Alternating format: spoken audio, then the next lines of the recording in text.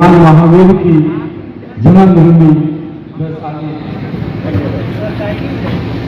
नगर बधु आम्रपाली की रंगभूमि वैशाली की पावन धरती पे बिहार शासन द्वारा आयोजित इस चिंतन शिविर के संयोजक अध्यक्ष भाई जगेश्वर सहनी जी, बिहार निषाद संघ के अध्यक्ष इंजीनियर खैर प्रसाद जी, हमारे अभिभावक पूर्व मंत्री बिहार सरकार आदरणीय रामचंद्र सहनी जी, हमारे अभिभावक पिछड़ा वर्ग के आयोग के पूर्व अध्यक्ष आदरणीय डॉक्टर भगवान लाल सहनी जी,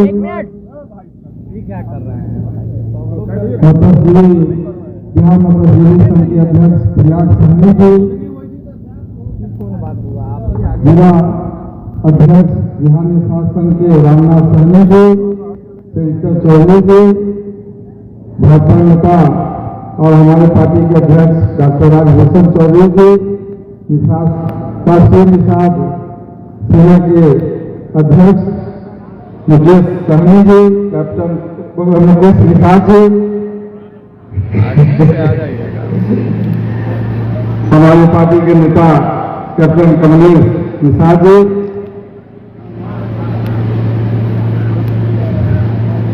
और वैशाली के तमाम पत्रकार बंधुगण, आप सभी भाइयों बहनों,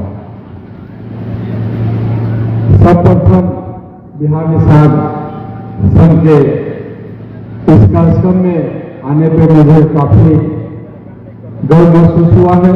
इससे पहले मेरे पिताजी इस संघ से जुड़े रहे, उसके बाद मेरी पत्नी भी इस संघ से जुड़ी रही है। जब भी कोई कार्यक्रम हुआ है तो जरूर गई है। वैशाली और मुजफ्फरपुर की चिंतन शिविर का मैसेज बहुत अच्छा चाहेगा और मैं धैर्य से आग्रह करूंगा कि पूरे उत्तर बिहार का एक ऐसा ही कार्यक्रम मुजफ्फरपुर में कराए। मैं सारा उसका आयोजन का जिम्मेवारी लूंगा, आपको सिर्फ आना है, डेट भी आप तय कर लीजिए और जगह और सारा व्यवस्था मैं कर दूंगा, उसमें कहीं करने की जरूरत नहीं है, आपको कुछ करने की जरूरत नहीं है। सिर्फ आप मुजफ्फरपुर पधारिए। इससे पहले हम लोगों ने वहाँ पूरे देश भर के राष्ट्रीय अधिवेशन का कार्यक्रम कराया था, जिसमें भगवान बाबू मुकेश निषाद जी सब लोग गए थे। तो मैं आग्रह करूंगा कि आप कार्यक्रम कराएं। इस कार्यक्रम में बहुत सारी बात हो गई, तो सबसे ज्यादा जो जुड़ा हुआ है वो जातीय जनगणना पे है।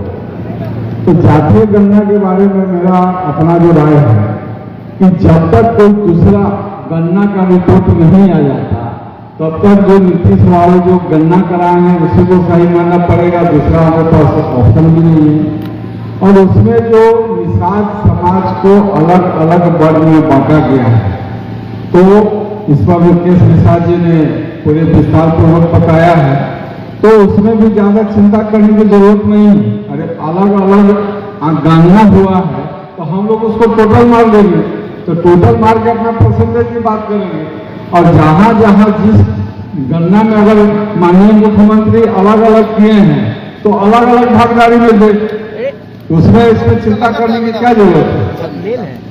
सब बिहार सरकार का पहल हुआ है तो इसमें हम स्वागत नहीं करेंगे, कम से कम पहल तो हुआ, संख्या तो आई है ना, थोड़ा बढ़ के आई है, तो इसके आगे जो जनगणना होगा तो उसमें हम लोग जोड़ के इकट्ठा कर लेंगे, उसमें चिंता करने की बात नहीं।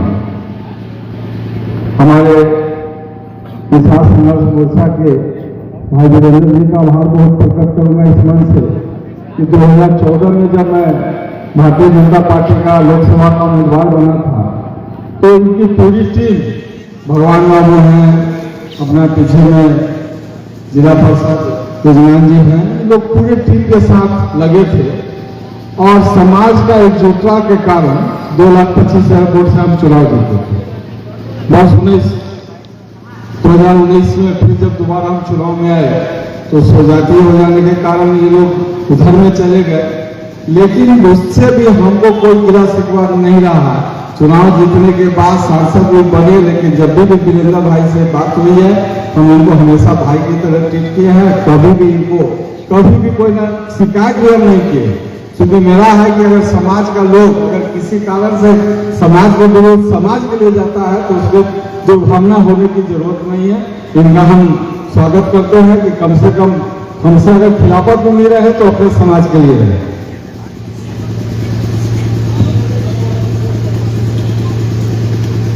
कैप्टन निषाद फाउंडेशन द्वारा जो कार्यक्रम चलाया जा रहा है तो उसके बारे में माननीय मुनीलाल सागर जी ने विस्तार से बताया है। उस कार्यक्रम में हमारे भगवान बाबू भी आए थे, मुकेश निषाद जी भी आए थे, तो उसके बारे में विस्तार से चर्चा नहीं करना है।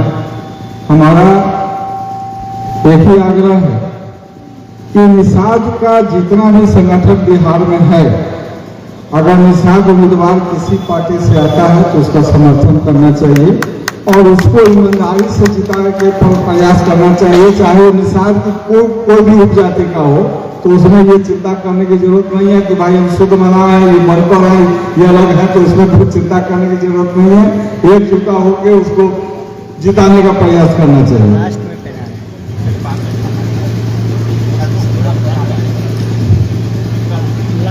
हमारे पिताजी ने शुरू किया था जब वो सांसद थे, तो जब भी पंचायत में चुनाव होता था, सभी लोग को मालूम है, तो अपने निषाद समाज के जो भी उम्मीदवार होते थे उसको जरूर आर्थिक सहयोग करते थे। हरिंदर बाबू, हमारे मुजफ्फरपुर लोकसभा में कोई भी निषाद समाज का अगर पंचायत का उम्मीदवार में करता था, चाहे वो जिला परिषद हो, मुखिया हो, पंचायत समिति हो, तो पिताजी के समय से कुछ न कुछ उसको आर्थिक सहयोग हम लोग करते थे। अगर पंचायत में 3 उम्मीदवार खड़ा है तो तीनों को हम लोग कर देते थे, हालांकि उसका प्रचार नहीं करते थे, तो उसको हम लोग मदद करते थे। प्रक्रिया आज तक जारी है। पिछला जब भी चुनाव हुआ पंचायत का, तो उसमें भी हम लोग जितना हो सका है आर्थिक सहयोग किया है। उसमें मुनीलाल जी भी हैं, इसमें बहुत मदद करते हैं। 2 पार्टियां हैं, एक बिहार में एक यूपी में, एक VIP पार्टी है और यूपी में निषाद पार्टी। दोनों के बारे में इस चिंतन शिविर में चर्चा करनी है। निषाद समाज ने दोनों पार्टी जितने भी हमारे चुने हुए जनप्रतिनिधि हैं, चाहे मुखिया हो, जिला परिषद हो, सबने अपना धन खर्च करके इस दोनों पार्टी को बहुत आगे बढ़ाया। समाज में एक नया पहचान दिया, एक नया उसको प्रतिष्ठा दिया, एक हीरो के रूप में बढ़ाया। लेकिन जब उनको समाज में देने की बात आई तो उन्होंने दरकिनार कर दिया। सारा टिकट लगा के आरक्षण की बात करते हैं कि हमारी पार्टी सत्ता में आएगी तो हम ये आरक्षण देंगे, वो करेंगे, लेकिन जो उनके कलम से जो निषाद समाज को मिलना था वो तो दिए नहीं। और इसमें अगर कोई सहयोगी रहा है तो मेरी भी पार्टी रही है। इन लोगों को कहने के लिए एनडीए में तो बुला के इनको टिकट तो दे दिया, अब फिर दूसरे समाज के स्वर्ण जितने भी उम्मीदवार थे उनको ये आर्थिक मदद नहीं दे दिए कि जाके उसे टिकटवा खरीद लीजिए, तो ये लोग खरीद लिए टिकट और हमारा समाज का जो भागीदारी था वो शून्य हो गया, चाहे वो VIP का हो चाहे निषाद पार्टी को हो। तो इस चिंतन शिविर में ये चिंतन करने की जरूरत है कि समाज का असली नेता कौन है और समाज का असली भागीदारी कौन चाहता है। निषाद समाज राजनीतिक भागीदारी में तभी आगे बढ़ेगा जब उसको हाथ पकड़ के आप ऊपर खींचिएगा, टांग पकड़ के नीचे खींचिएगा तो कभी उसकी भागीदारी मजबूत नहीं होगी। और समाज का लोग अगर ही समाज का हाथ खींच के ऊपर नहीं बढ़ाएगा, टांग खींच के नीचे बढ़ाएगा तो कहां से भागीदारी होगी। तो इसमें भी चिंतन करने की जरूरत है।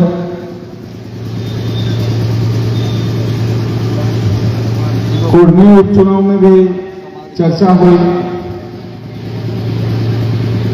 इस पर भी चिंतन करने की जरूरत है कि जदयू के कद्दावर नेता के कारण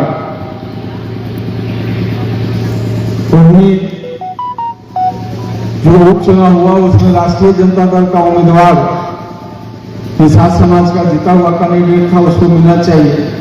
जितना भी उपचुनाव हुआ उसमें सभी दलों ने जो उसका हारा या मृत्यु हुआ तो उसके परिवार को ही टिकट दिया, लेकिन कोई उपचुनाव में सीधा उलट के कुशवाहा समाज का जो निषाद समाज का टिकट था उसको कुशवाहा समाज में दे दिया गया। तो इसमें भी चिंतन करने की जरूरत है कि इसका कारण क्या है। अगर ऐसा कोई जानबूझ के किया है तो उसको भी निषाद समाज सबक सिखाने के लिए क्या कर रहा है, इसको भी चिंतन करने की जरूरत है। ये ज़्यादा महत्वपूर्ण है, इसलिए कि भगवान बाबू ने इसका चर्चा किया है। आज़ादी के बाद आप देखेंगे तो मुजफ्फरपुर जिला में कोढ़नी विधानसभा से पहला निषाद का बेटा चुनाव जीता था। इससे पहले लगे सब लोग, हम भी लगे, भगवान बाबू भी लगे, लेकिन जीता नहीं कोई। तो टिकट कटने का जो चिंता है उसको भी चिंता करने की जरूरत है कि भविष्य में अगर कोई निषाद समाज से पंगा लेके उसको अगर नुकसान पहुंचाता है तो निषाद समाज रिटर्न में क्या करता है, तो इसको भी चिंतन करने की जरूरत है।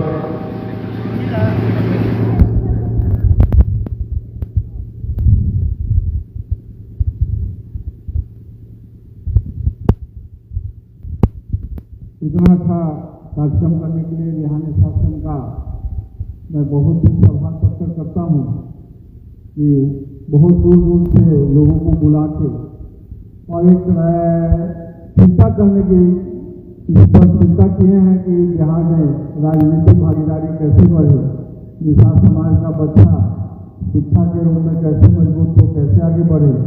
तो हम लोग जब बच्चे को पढ़ाएंगे तभी बच्चे आगे बढ़ेंगे। डॉक्टर साहब ने भी विस्तार से बताया है, बाकी वक्तागण तेजनान भाई ने भी विस्तार से बताया है, तो ज़्यादा बात करने की जरूरत नहीं है। कार्यक्रम बहुत लंबा चला गया है और स्वयं से भी मैं आग्रह करूँगा कि इस तरह के नए आयोजन करने में कोई हिचकिचाहट न करे। हर जिला में इस तरह का कार्यक्रम करके अगर हम अपने समाज को जगाएंगे, जो निषाद का अच्छा काम है उसके बारे में बताएंगे, निषाद का उम्मीदवारी कैसे बढ़े उसके बारे में चर्चा करेंगे। जलेसर वालों से चर्चा हो रही थी तो ये बता रहे थे कि एक जदयू नेता भी ने यहाँ आने से यह कहा कि इनकार कर दिए कि भाजपा का कार्यक्रम है। तो मेरा ये कहना है कि अगर निषाद समाज को भाजपा ही ज़्यादा धैर्य दे रहा है तो फिर मंच पर कौन रहेगा। पिछड़ा बढ़ के आयोग डॉक्टर भगवान लाल साहनी है जिनको भारतीय जनता पार्टी ने बनाया है, बगल में मंत्री हैं जिनको भारतीय जनता पार्टी ने 3 बार टिकट दिया, मंत्री बनाया। तो मुझे अगर कोई पार्टी सम्मान दे रहा है तो संख्या तो उसी का रहेगा ना। अगर आपकी पार्टी में अगर सम्मान को नहीं दे रहा है तो जाके आप मानिए कि भाई हमारा सम्मान कहाँ है, आप कहाँ को कुछ दे रहे हैं।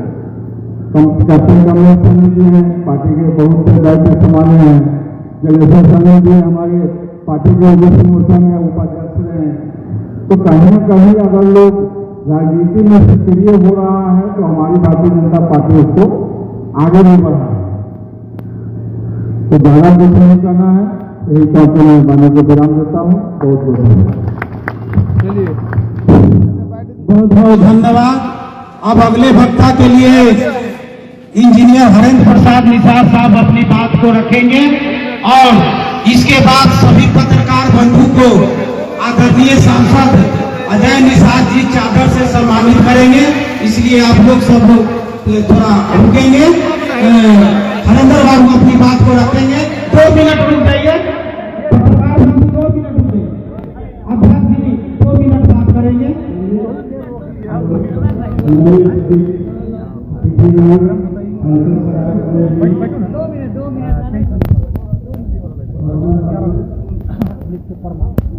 पूरा दिन चला गया है।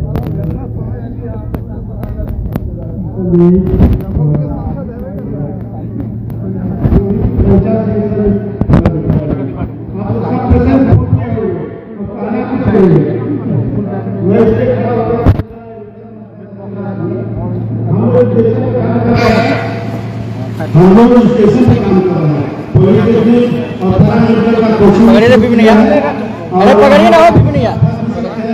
कोई हॉस्पिटल से कोई डॉक्टर नहीं सुनता है तो पकड़ रहा है तो खबर दीजिए जरूर। मतलब कितनों को बयान बता रहा हूँ ऐसे फैसला चालू होगा तो जनवरी चालू होगा तो शादी योजना है बहुत कार्यक्रम होगा।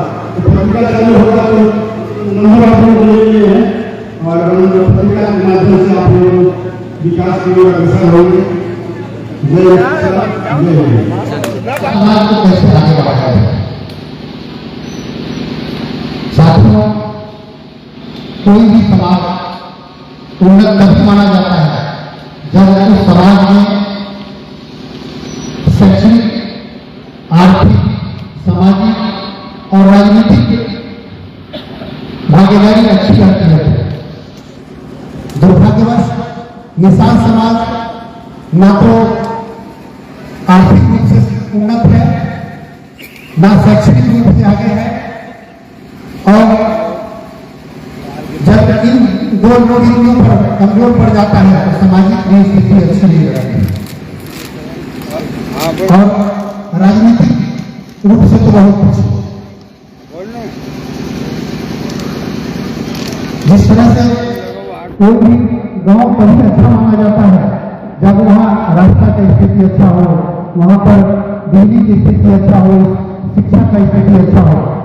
उसी तरह एक अच्छे समाज होने के लिए उस समाज में राजनीति से लेकर के सामाजिक और शैक्षणिक और आर्थिक उन्नति जब होते हैं तब वो समाज को मजबूत करती है। जहाँ तक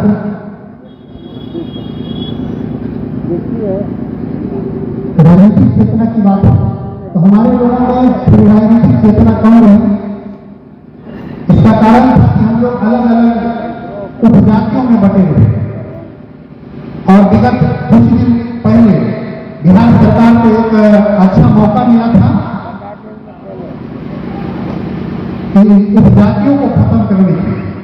जिस तरह से पहले क्या होता था जब खेत अलग अलग टुकड़ों में बट जाता है और किसान को खेती करने में नहीं बनता है, छोटा छोटा टुकड़ा बन जाता है, तो पहले सरकार चकबंदी करती थी और चकबंदी कर करके एक आदमी को एक ही जगह बड़ा टुकड़ा देती ताकि खेती करने में बने। तो आज जातीय चकबंदी की आवश्यकता थी बिहार में।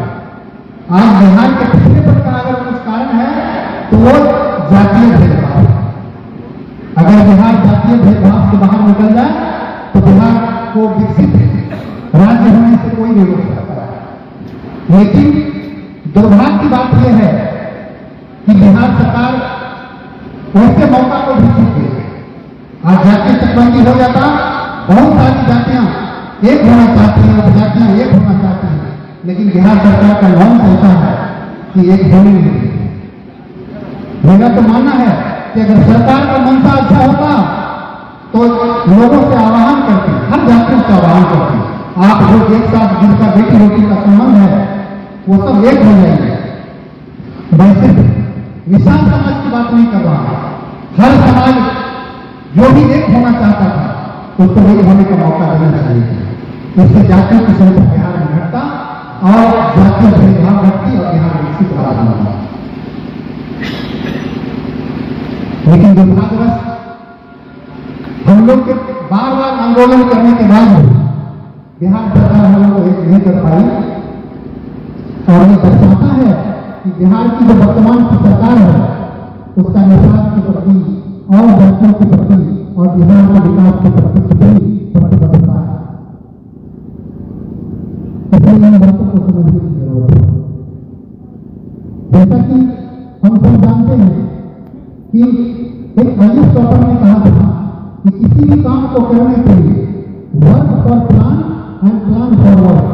कोई भी काम करने के लिए एक योजना होनी चाहिए और उस योजना के अनुरूप जब हम काम करते हैं तब हम सक्सेस होते हैं, तब हमको सफलता मिलती है। तो निषाद समाज को आगे बढ़ाने के लिए सबसे पहले की जरूरत थी वो निषाद समाज को एकीकरण करने की आवश्यकता है। हम सब हिंदू माइथोलॉजी में जानते हैं कि जब सावित्री के पति सतवान तो यमराज उनका प्राण लेकर के जा रहे थे तो सावित्री उनके पीछे पीछे चल रही थी। यमराज के बार बार समझाने के बाद जब सावित्री नहीं लौटी तो यमराज ने उनसे वरदान मांगने को कहा। सावित्री ने वरदान मांगा कि मुझे सौभाग्यवती होने का वरदान मांगा। तो यमराज को लगा छोटा मोटा वरदान है दे देते हैं, तो सोचे नहीं समझे नहीं और दे दिए। यथार्थ कुछ दूर जाने के बाद देखे फिर सावित्री पीछे आ रहे हैं तो फिर पूछे कि अब तो तुम वरदान भी लेगी, क्यों नहीं लौट रही हो? तो सावित्री बोली कि प्रभु आपने मुझे सौभाग्यवती होने का वरदान दिया और मेरे पति के प्राण को ले जा रहे हैं, अपने सवाल व्यक्ति कैसे हो सकते हैं। उसी तरह से तैयबाद को अपनी भूल का एहसास हुआ और उनके पति के प्राण को लौटा दिया। आज निषाद समाज उसी दहलीज पर खड़ा है। आज नीतीश कुमार जी से, बिहार की सरकार से हम लोग को सिर्फ ये मांग करने की आवश्यकता थी, सब लोग मिल करके कि हमको एकीकरण कर दीजिए, हम लोग एक होना चाहते हैं, जो हम उपजातियों में बटे हुए हैं, आपस में लड़ते रहते हैं, इसको एक कर दीजिए, तो बिहार सरकार सहायता कर देती है। लेकिन हम अपनी राजनीतिक भागीदारी मांगते हैं। बिहार सरकार को डर लगता है कि कहीं एक हो जाएगा तो ये राजनीतिक भागीदारी जारी मांगेगा। पहले हम लोग एक तो हो, प्लानिंग हम लोग ये होना चाहिए था कि हम लोग एक हो जाएंगे, और जब आपकी जनसंख्या जितनी भारी दिखेगी उतनी भागीदारी आपको राजनीति में मिलेगा। इसलिए हमको ऐसे तत्वों को भी पहचानने की जरूरत है जो आज हमारे एकीकरण होने में बाधा का काम कर रहे हैं। ऐसे लोगों को पहचानने की जरूरत है और ऐसे लोगों को मुंहतोड़ जवाब देने की भी जरूरत है जो लोग बिहार सरकार की सराहना करते हैं, बिहार सरकार की का महिमा मंडन करते हैं कि आपने तो बहुत बड़ा काम कर दिया। पहले हम कहते थे 10% थे, लेकिन आज 8 टुकड़ों में बांट करके हम लोग को 2%, 2.5%, आधा % दिखाया गया। तो इससे हमारी जो लड़ाई है वो कमजोर पड़ा है। दूसरी बात, हमारे पिछड़ेपन का मुख्य कारण ये भी है कि हमारे समाज के लोग अपने इतिहास को, गौरवशाली इतिहास को भूल गए हैं। एक महान दार्शनिक ने कहा था कि जो समाज अपने इतिहास को भूल जाता है वो समाज बर्बाद हो जाता है। और हमारा तो इतिहास बहुत गौरवशाली रहा है। हमारे बहुत सारे लोग राजा महाराजा रहे हैं, लेकिन इतिहास गवाह है कि जो भी उन्नत हुआ है, जो भी समाज सभ्यता टॉप पर गया है, कभी एक दिन धीरे धीरे बिखर भी गया है। लेकिन वही समृद्ध होता है जो बाउंस बैक करता है, जो फिर से उठकर खड़ा होता है। जब बॉक्सिंग का प्रतियोगिता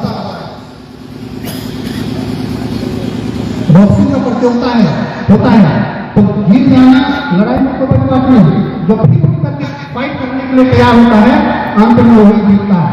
तो समाज को पहले तो फाइटर बनाना होगा, लड़ने की उसको जज्बा देना होगा, उसको हिम्मत देना होगा, उसको सपना देखना होगा कि हम जब तक आगे नहीं बढ़ेंगे, जब तक हम पढ़ेंगे लिखेंगे नहीं, तब तक हम रुकेंगे नहीं। हमारे समाज में सबसे बड़ी समस्या जो है वो नशा है, और लोग अपनी शक्ति को नहीं पहचानते। लोगों में प्रॉब्लम है कि हम क्या कर सकते हैं।